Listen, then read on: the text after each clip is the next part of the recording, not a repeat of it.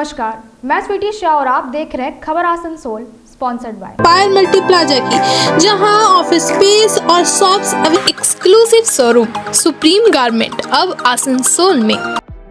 आसनसोल लोकसभा चुनाव में बहुजन समाज पार्टी के नौजवान उम्मीदवार सनी कुमार शाह को हाथी छाप में वोट देकर भारी मतों से कामयाब बनाएं। सपनों का घर, decor, wallpaper and interior decoration के साथ मोबाइल हॉस्पिटल है शिल्पांचल वासियों की पसंदीदा स्टोर। आने वाले आसनसोल लोकसभा चुनाव में भाजपा प्रत्याशी सुरेंद्र सिंह अहलुवालिया को कमल छाप में वोट देकर भारी मतों से विजय बनाए। एक्स्ट्राऑर्डिनरी फैसिलिटीज के साथ जीरो ग्रेविटी जिम आपके फिटनेस जर्नी को देगा एक नई उड़ान। आसनसोल लोकसभा इंतखाब में तृणमूल कांग्रेस के उम्मीदवार शत्रुघ्न सिन्हा को जोड़ा फूल निशान में वोट देकर कामयाब बनाएं। ममता बनर्जी जिंदाबाद, अभिषेक बनर्जी जिंदाबाद, तृणमूल कांग्रेस जिंदाबाद। वाला हमजा कलेक्शन अपने ग्राहकों के लिए लेकर आ गया है। कंप्लीट हो गया है स्पर्श फर्टिलिटी एंड वुमेन्स केयर।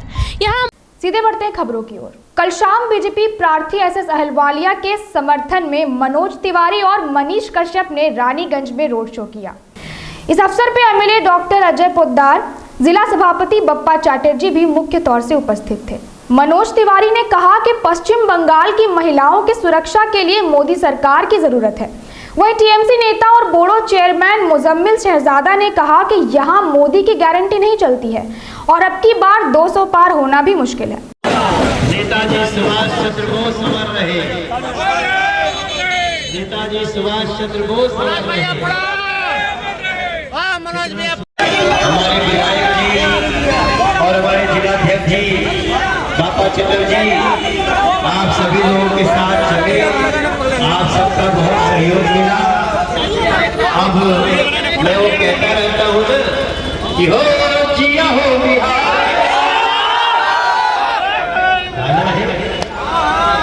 और उसकी दूसरी लाइन क्या है कि जिया हो बंगाल के बाबा, मेरी पश्चिम बंगाल की बेटियां, मेरी बहनें, अरे जिया हो बंगाल के बाबा, जिया 10,000 साल।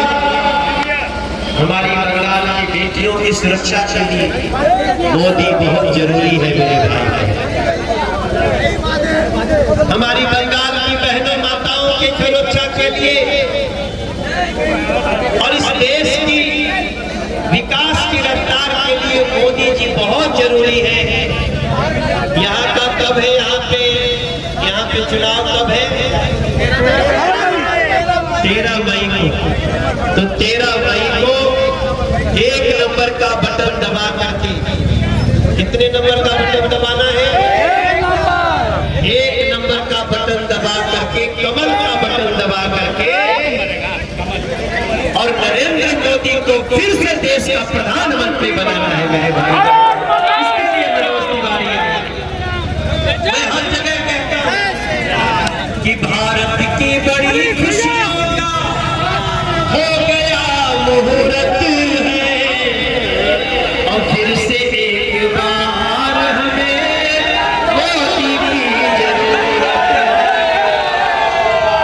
आप सब लोग इस बात को स्वीकार करते हुए 13 मई को कमल का बटन दबाइएगा और नरेंद्र मोदी जी को देश का। आज रानीगंज में उन लोग रोड शो किए, मनोज तिवारी जी उन लोग। देखिए आप लोग तो थे या नहीं थे,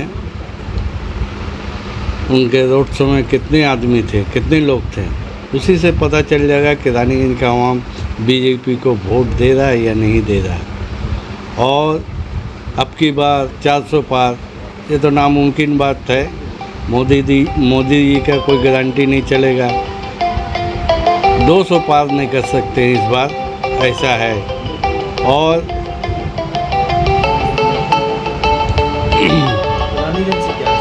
रानीगंज से हम लोग आगे से ज़्यादा लीड देंगे, जिस बार आगे लोकसभा में दिए थे उससे ज़्यादा लीड देंगे हम लोग। और उन्होंने कहा जैसे हमारे बंगाल में तो अनाव में हुआ है, आपका हसरतपुर में हुआ है और आपका मणिपुर में है, तो मोदी जी को और मनोज तिवारी जी को फ़र्क नहीं पड़ रहा, वो उस जगह जा नहीं सके। बंगाल का तो ये झूठा वो लोग इल्ज़ाम लगाएं, और जहाँ हुआ है वहाँ तो मोदी जी को जाना चाहिए। क्यों नहीं गए मोदी जी? बीजेपी वाले मणिपुर, हसरतपुर और उन्नाव में जो लड़की को बेइज्जत किया गया, उसके इज्जत से खेला गया, फिर उसके बाद एक का मर्डर भी हुआ, तो वो सब लड़कियां नहीं थी, उनको सिर्फ बंगाल नज़र आ रहा। इससे पहले भी बोले थे असेंबली इलेक्शन में 2021 में, इस बार 200 पार। बंगाल का आवाम इतना जागृत है, इतना समझदार है यहाँ के हिंदू मुस्लिम कि उनको मोदी जी को दिखा दिए। सब आए थे, लाइन लगा दिए थे, जितने भी बीजेपी के लीडर लोग आए थे, और दीदी का मजाक भी उड़ा के गए थे, ओ दीदी ओ दीदी ओ दीदी। मोदी जी के ये भाषण है। आपकी मोदी जी को पब्लिक दिखा दिए, बंगाल के आवाम हिंदू मुस्लिम ने 200 पार भी नहीं कर सके, और हमारे दीदी का सरकार आई, माँ माटी मानुस की सरकार बनी। और इस बार भी मोदी जी का कोई गारंटी नहीं है। आपकी बोल रहे हैं मोदी जी का गारंटी है, उनका क्या गारंटी है? गारंटी तो ममता जी है, जो 2011 में सरकार में आई, टीएमसी सरकार, कोई गारंटी लेकर नहीं आई, और उन्होंने गारंटी कर दिखाई। आपका लक्की भंडार, रूपाश्री, कन्याश्री, स्वास्थ्य साथी कार्ड और स्टूडेंट क्रेडिट कार्ड 75 तो कल्पना लेकर आई, विदाउट बोले हुए कि हम गारंटी दे रहे हैं। उसी को गारंटी मानिए जो दे रहे हैं, राशन का, खाद्य श्री, रूपाश्री सब दे रही है ममता, लेकिन नहीं बोल रही है हमारी गारंटी सरकार बनेगी तो गारंटी देंगे। तो पहले सरकार बनाने के बाद ये सब की, इसको बोला जाता है गारंटी है। ये हुई गारंटी। तो और हम लोग सरकार, हमारी सरकार के जो हम लोग के 17 सीट है, ये 17 सीट जो बीजेपी वाला पाया, मुश्किल से वो 2-5 ले पाएंगे कि नहीं, उम्मीद हम लोग रखते हैं। 42 के 42 हमारे टीएमसी की पार्टी की ये एमपी जीत कर संसद में जाएगी, ये हम लोग का आशा है, पूरा भरोसा है यहाँ के आवाम के ऊपर, जनता के ऊपर। ये चुनाव है, देश किसके हाथों में रहेगा? देश मजबूत हाथों में रहेगा या मजबूर हाथों में? ये देश के लोगों को डिसाइड करना है। नरेंद्र मोदी जी ने बहुत सारे कार्य किए हैं। ये तमाम बातें सांसद मनोज तिवारी ने कल आसनसोल में प्रेस कॉन्फ्रेंस के दौरान कही। उनके अलावा मनीष कश्यप, डॉक्टर अजय पोद्दार, बप्पा चैटर्जी मुख्य तौर पर उपस्थित थे। ये चुनाव निगम का या स्टेट का नहीं है, ये चुनाव है देश किसके हाथों में रहेगा, और देश मजबूत हाथों में रहेगा या मजबूर हाथों में रहेगा, ये देश के लोगों को डिसाइड करना है। नरेंद्र मोदी जी ने इतने सारे कार्य करने के बाद, आप अक्सर जो हमारे नेता आते होंगे, हमारे प्रवक्ता आते होंगे, आप बहस आपके चैनलों पे जो करते होंगे, और थ्रू आप सब विद्वान मीडिया के मार्फत में आसनसोल के लोगों से और पश्चिम बंगाल के लोगों से भी बोलूँगा कि आप रोज़ ही सुनते होंगे कि इतने घरों में इज्जत घर बन गए, इतने घरों में उज्ज्वला गैस कनेक्शन हो गया, 48 करोड़ लोग बैंकों से जुड़ गए, लोगों को फ्री ऑफ कॉस्ट राशन मिलता है, और इसमें हिंदू मुस्लिम नहीं होता है, उसमें कोई जाति धर्म का भेदभाव नहीं होता है। तो इसके बावजूद भी, जबकि इस मुझे जो पता है अभी इस आसनसोल में बर्नपुर सेल ने लगभग 30,000 करोड़ रुपए का एक प्लान दिया है, जिसका फ़ायदा कुल्टी को भी मिलेगा और पूरे क्षेत्र को। आप ये भी जानते हैं कि यहाँ भी एक फ्लाईओवर है, कल्याणपुर फ्लाईओवर, जो 80% लगभग हमारी जानकारी में, क्योंकि मैं standing committee road transport culture का भी सदस्य हूँ, तो वो लगभग 80% पूरा हो चुका है। बहुत जल्दी मिल जाएगा आप लोगों को। सेल 50%, रेल 50%, आप सबको ये सब पता है। फिर भी पीएम कह रहे हैं कि ये तो अभी ट्रेलर है, विकास की सर्वोच्च ऊंचाई तो अभी हमें आगे पाना है,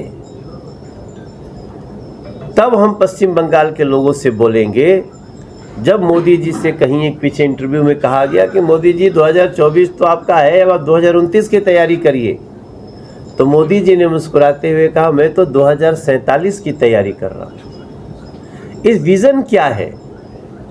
2047 तक इस देश को विकसित बनाना, प्रत्येक व्यक्ति का पर कैपिटा इनकम बढ़ाना और इस देश को सुरक्षित रखना। आज भी जब मैं आपसे बात कर रहा हूँ, एक थ्रेट आया है, बहुत लंबे समय बाद ही आया, कि आतंकवादी घुसेंगे, इस चुनाव में गड़बड़ी फैला सकते हैं। आज हेडलाइंस चल रही है, लेकिन अब उनको भी पता है कि आतंकी सोच रखने का भी हश्र क्या होता है।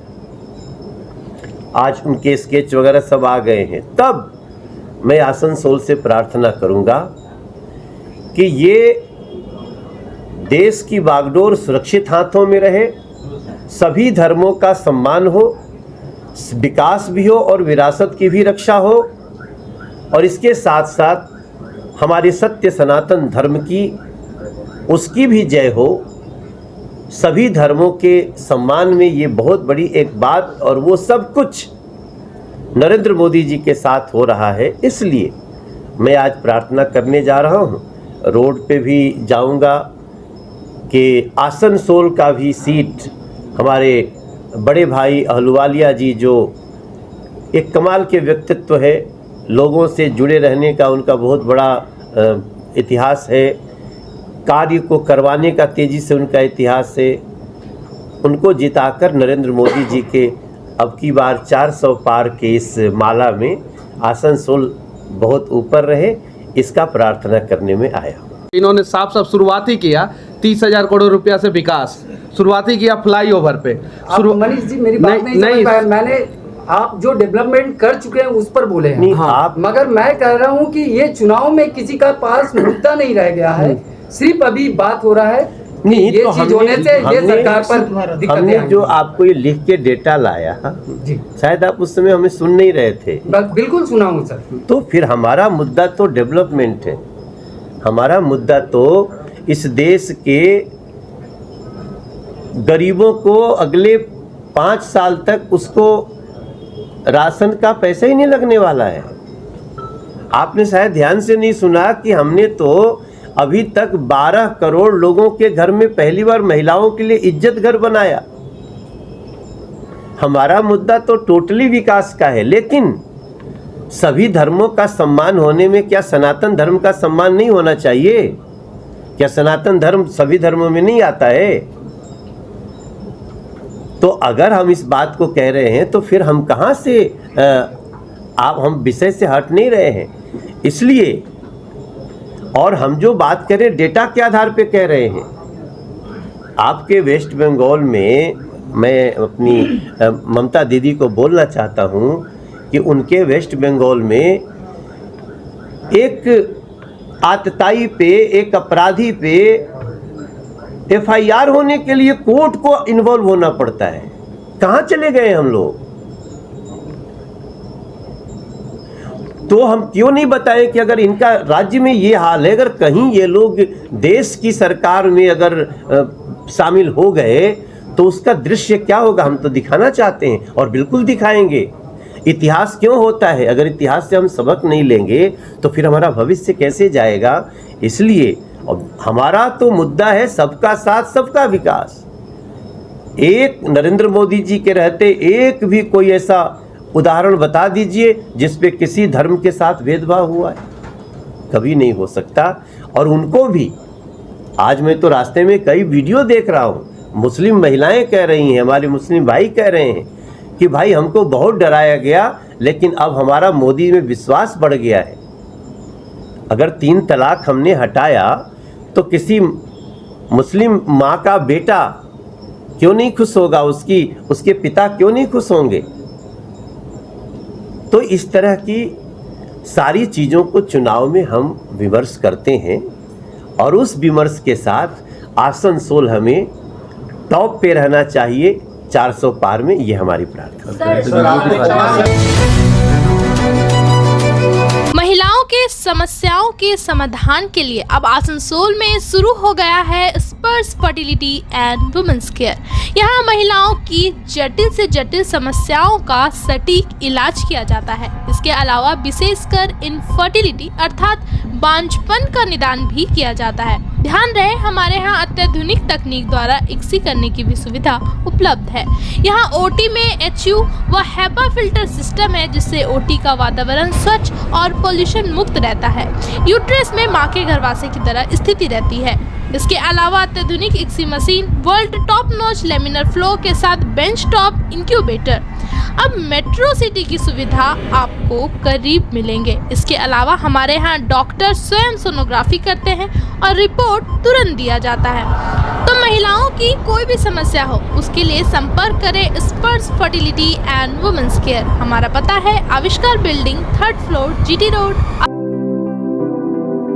अपने बिजनेस को स्टार्ट करने के लिए अगर आप खोज रहे हैं शॉप्स, तो इससे बड़ा सुनहरा मौका आपको नहीं मिलेगा। जी हाँ, हम बात कर रहे हैं पायल मल्टी प्लाजा की, जहां ऑफिस स्पेस और शॉप्स अवेलेबल है, वो भी सिर्फ 11,000 रुपए स्टार्टिंग प्राइस के साथ। आसनसोल रेलवे स्टेशन के करीब स्थित पायल मल्टी प्लाजा में कई फैसिलिटीज अवेलेबल है, जैसे parking space, secure environment with safety features, power backup, water storage और भी बहुत कुछ। आने वाले समय में इस एरिया में होने वाले डेवलपमेंट का यह होगा एक अहम हिस्सा।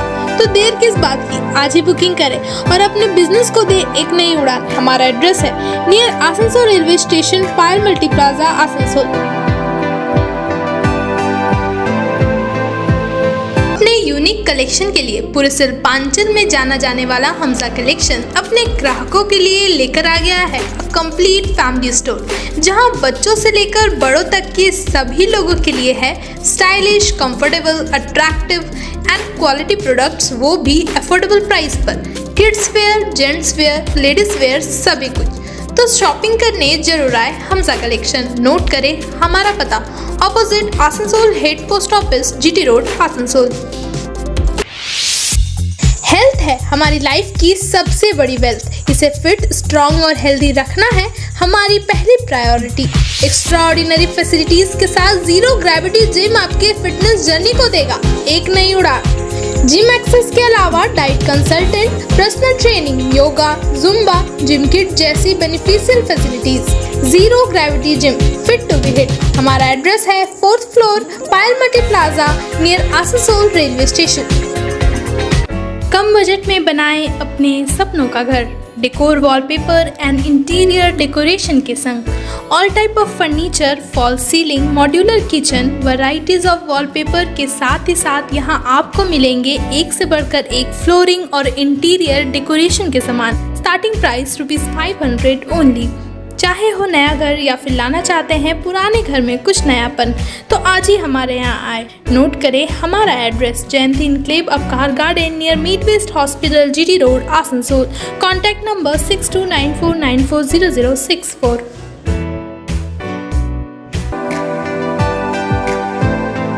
कई सुविधाओं के साथ आने वाले स्मार्टफोन्स की करनी हो खरीदारी, तो मोबाइल हॉस्पिटल है शिल्पांचल वासियों की पसंदीदा स्टोर।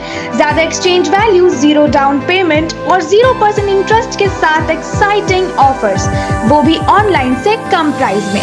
स्मार्टफोन्स ही नहीं, मोबाइल हॉस्पिटल में मिलेंगे स्मार्ट टीवीज, टैब्स और अदर एक्सेसरी। हमारा एड्रेस है dream oasis apartment, lower Chelidanga, Asansol. Men's wear की एक्सक्लूसिव शोरूम सुप्रीम गारमेंट अब आसनसोल में। मेंस के पसंद का खास ख्याल रखते हुए jeans, shirt, T-shirt, trouser, jacket, blazer और शूज के अलावा और भी बहुत कुछ सिर्फ सुप्रीम गारमेंट में, जो कि है pocket friendly for every man. हमारे यहाँ 2500 या 2500 से ऊपर की खरीदारी करने पर आप ले सकते हैं लकी ड्रॉ में हिस्सा, जिसके विजेता को मिलेगा एक चमचमाती हुई स्कूटी। तो आज ही आए हमारे यहाँ। नोट करें हमारा address, TP market, near techno commercial complex, Asansol. Kilo चावल दिया, आपके पास जो चावल आता है ना, वो दीदी ने नहीं भेजा है, नरेंद्र भाई ने भेजा है, नरेंद्र मोदी ने भेजा है। 12 करोड़ लोगों का शौचालय बनाया, वो भी नरेंद्र मोदी ने भेजा है। 4 करोड़ लोगों को घर मिला, वो भी नरेंद्र मोदी ने भेजा है। 10 करोड़ लोगों को गैस का सिलेंडर मिला, वो भी नरेंद्र मोदी ने भेजा है। और 14 करोड़ लोगों को नल से जल मिला, वो भी नरेंद्र मोदी ने भेजा है। भाइयों बहनों, हमारा वर्धमान दुर्गापुर इंडस्ट्रियल टाउन था, मगर ममता दीदी के गुंडों ने यहां पर पूरा औद्योगिक वातावरण तहस नहस कर दिया। मैं आपको एक मोदी गारंटी कहकर जाता हूं, दिलीप दा को जिता दो, वर्धमानपुर की बंद पड़ी हुई, दुर्गापुर की बंद पड़ी हुई सभी उद्योगों को चालू करने का काम भारतीय जनता पार्टी करेगी। ये स्टील प्लांट है, अफवाहें फैलाते हैं कि स्टील प्लांट बंद कर देंगे। मैं आज कहता हूं, उल्टा स्टील प्लांट और यूरिया प्लांट दोनों में नया निवेश कर उसका विस्तार करने का काम नरेंद्र मोदी करने वाले। मोदी जी के नेतृत्व में ही स्टील का उद्योग पूरे देश भर में, दुनिया भर में भारत दूसरे नंबर पर पहुंचा है। भाइयों बहनों, यहां के मजदूर यूनियनों पर टीएमसी का राज है। गरीब मजदूरों की मजदूरी की उगाही कर टीएमसी के गुंडे भतीजे को देते हैं। एक बार दिलीप दा को जिता दो, एक गुंडों को उल्टा लटका कर सीधा करने का काम भारतीय जनता पार्टी करेगी। भाइयों और बहनों, दीदी यहां 15 दिन से कैंप कर रही है कि दुर्गापुर में भाजपा को हरा दे। दीदी, मैं आपको चैलेंज देकर जाता हूं, 15 दिन छोड़ो, पूरे 5 साल यहां रह लो, नरेंद्र मोदी दुर्गापुर नहीं जीत पाओगी, नहीं जीत पाओगी। भाई और बहनों, ये इंडस्ट्रियल टाउन दुर्गापुर में दीदी ने एक नया धंधा, नया इंडस्ट्री खोला है, अपराध का इंडस्ट्री। ये अपराधियों के कारण कोई यहां पर कुछ नहीं कर सकता। ये जो इंडी अलायंस वाले इकट्ठा हुए हैं, इन्होंने 12 लाख करोड़ के घपले घोटाले और भ्रष्टाचार किया है। 12 लाख करोड़ के घपले घोटाले और भ्रष्टाचार किया है। ये बंगाल के दीदी के मंत्रियों के घर से 50 करोड़ रुपया कैश मिलती है। झारखंड में कांग्रेस के एमपी के घर से 350 करोड़ रुपया कैश मिली, 350 करोड़ रुपया रोकड़ा। और आज कल रात को ही झारखंड में एक मंत्री के घर से 30 करोड़ रुपया जब्त हुआ है। भाइयों, 30 करोड़ रुपए। मुझे बताओ, जिन्होंने गरीब बंगाल की जनता का पैसा लूटा है, वो जेल की सलाखों के पीछे जाने चाहिए या नहीं जाने चाहिए? जोर से बोलो, जाने चाहिए या नहीं जाने चाहिए?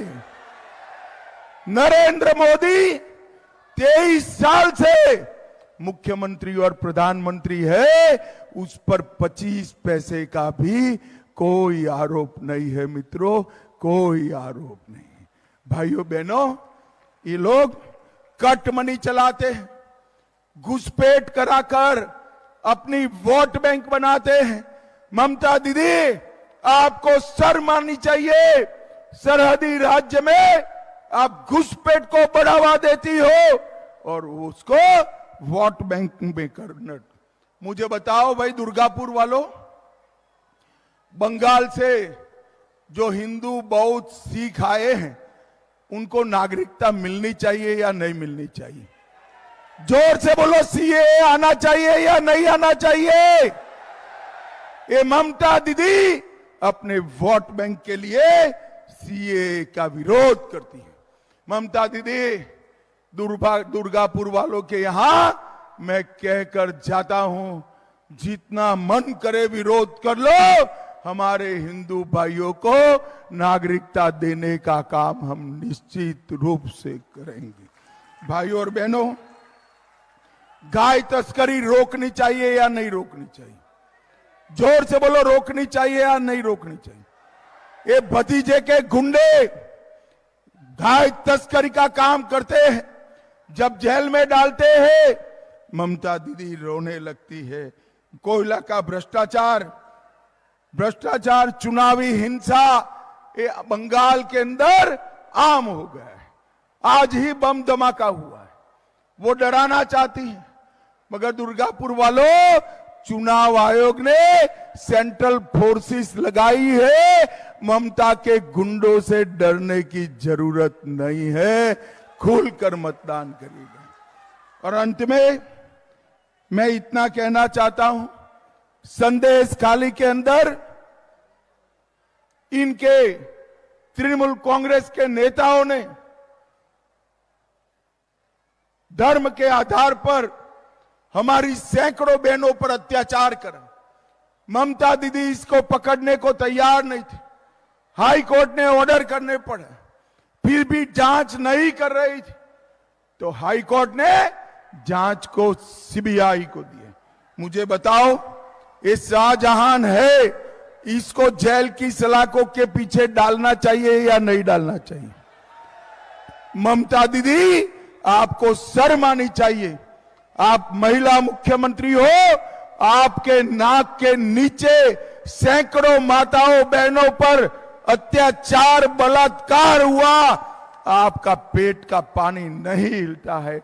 परंतु मैं आज बता देता हूं, संदेश खाली में जिसने अत्याचार किया है वो पाताल में भी छुप जाए, ममता दीदी उसको पाताल में भी छुपा दे, हम ढूंढकर जेल की सलाखों के पीछे डालेंगे।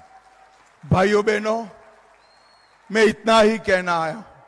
आपने 18 सीटें दी, मोदी जी ने देश को सुरक्षित किया। इस बार हमने 30 सीटों का लक्ष्य रखा है। मुझे बताओ दुर्गापुर वालों, 30 सीटें भारतीय जनता पार्टी को जिताओगे क्या? जोर से बोलो, जिताओगे? दिलीप दा को सांसद बनाओगे? मोदी जी को प्रधानमंत्री बनाओगे? 400 पार कराओगे? तो मेरे साथ दोनों हाथ उठाइए, उठाइए दोनों हाथ, विजय के संकल्प की मुट्ठी भींचे और जोर से बोले, जय श्री राम, जय जय श्री राम, वंदे भारत माता की, भारत माता की। भाई वो कैमरामैन, वो बहन के हाथ से जरा फोटो ले लो, मुझे पहुंचाओ जरा, ले लो वो फोटो। सभी लोग ताली बजाओ अपनी बहन के लिए। नहीं, उन्हीं को दे दीजिए, आप नहीं आ पाएगी, मुझे तुरंत निकलना है, उनको दे दीजिए, मुझे पहुंचा देते। आपका बहुत बहुत धन्यवाद, नमस्कार।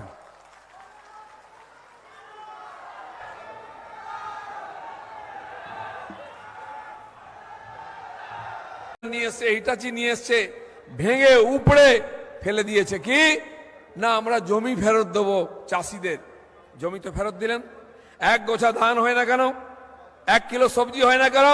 কারণ নিচে পুরো পাথর, কংক্রিট, ইট আছে, সেটা সামলাতে পারেননি। মমতা ব্যানার্জি গিয়ে ওই ইটের উপরে সরষে বুনেছিলেন, যে সরষে চাষ করছি আমি। পরে এখন সরষের ফুল দেখছেন, সরষে হলো না, ধান হলো না, চোখে সরষের ফুল দেখছেন। এই শিল্প বিরোধী নীতির জন্য পশ্চিমবাংলা আজকে শ্মশান হয়ে গেছে। টিএমসি তাই করে, সিপিএম তাই করেছে, টিএমসি তাই করেছে। ভারতীয় জনতা পার্টি এই শিল্প বিরোধী নীতি চালাতে দেবে না।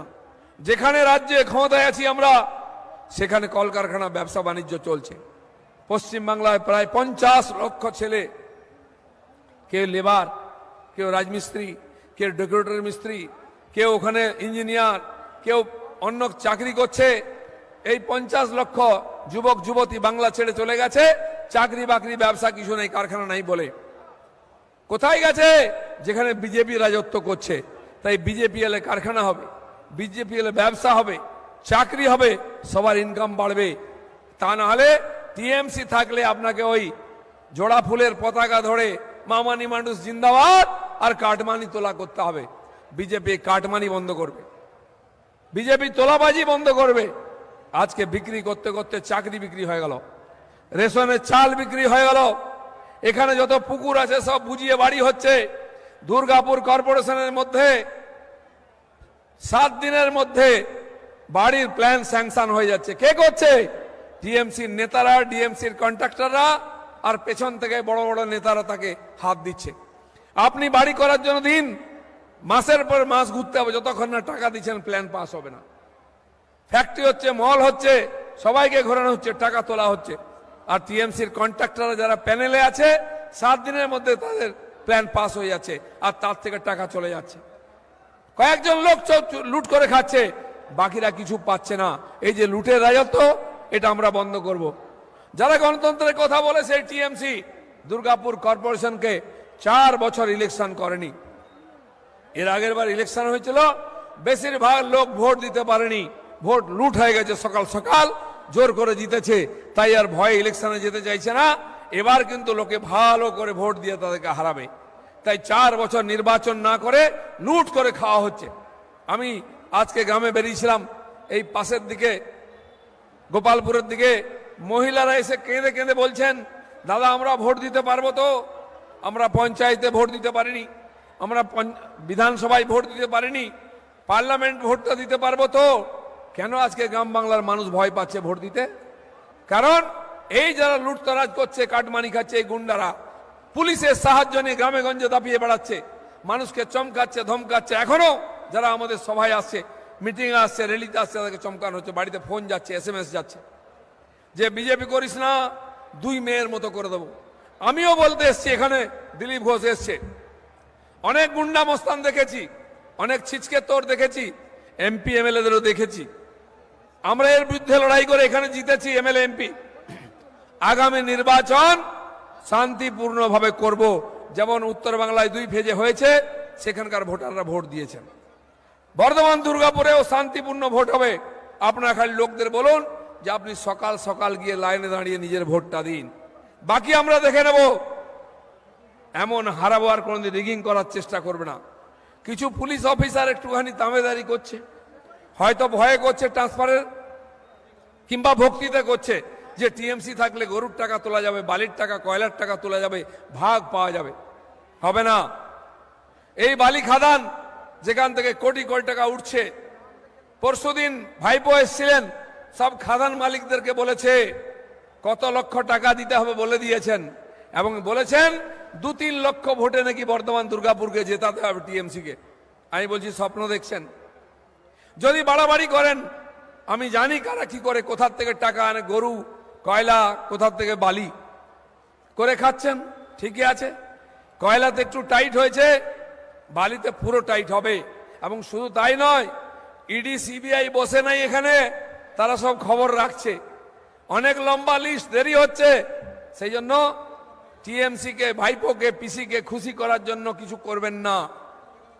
বিনা কারণে লোকের ভাত মারি না আমরা, কিন্তু যারা অবৈধভাবে বালি খাদান চালাচ্ছেন, টিএমসিকে পয়সা দিচ্ছেন, গুন্ডা পাঠাচ্ছেন ভোট করার জন্য, তাদের সাবধান হওয়ার জন্য বলে দিচ্ছি। কারণ দিলীপ ঘোষ 2 দিনের জন্য আসেনি, 5 বছর এখানে থাকবে, সমস্ত হিসাবপত্র বরাবর করে যাবে। আমি অনেক গুন্ডা দেখে এসেছি, মাফিয়া দেখে এসেছি খড়গপুরে। জিজ্ঞেস করুন কি ব্যবহার করেছি, তারা কেন ভদ্রলোক হয়ে গেছে। এখানকার যারা মানুষকে চমকে ধমকে বালি, পাথর, কয়লার টাকা তুলে মানুষকে চমকাচ্ছে আর লুট করে খাচ্ছে, টিএমসিকে সাপ্লাই করছে, তাদেরকে বলে দিচ্ছি এই দাদাগিরিটা বন্ধ করুন। সাধারণ মানুষকে তাদের পয়সা নিয়ে তাদের চমকানো বন্ধ করুন। তা না হলে আমরাও জানি কাকে কিভাবে সিধা করতে হয়। যে উত্তরপ্রদেশ, বিহার থেকে আরম্ভ করে যে রাজ্যে ক্ষমতা আছে জিজ্ঞেস করে নি। বন্ধুগণ, এখানকার বহু কারখানা বন্ধ আছে, বারবার কথা হচ্ছে।